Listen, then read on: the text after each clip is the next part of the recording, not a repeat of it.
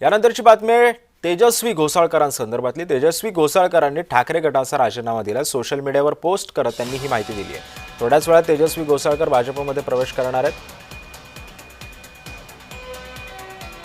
दरम्यान तेजस्वी घोसाळकरांनी आपल्या पोस्टमध्ये नेमकं काय म्हटलंय पाहूयात। नाती बदलू शकतात पण ऋणानुबंध नाही। वेदनेतून घेतलेला निर्णय प्रामाणिकतेशी तडजोड करत नाही।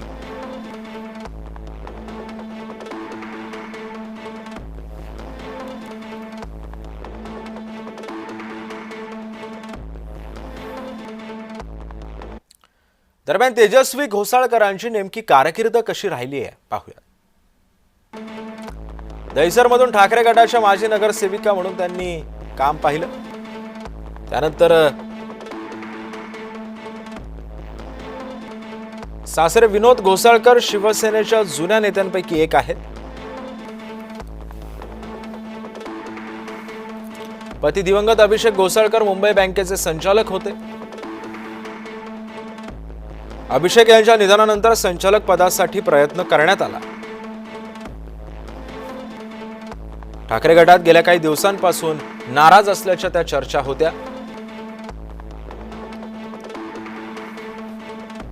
आता मुंबई जिल्हा बँकेवर संचालक म्हणून त्यांची नियुक्ती करण्यात आली।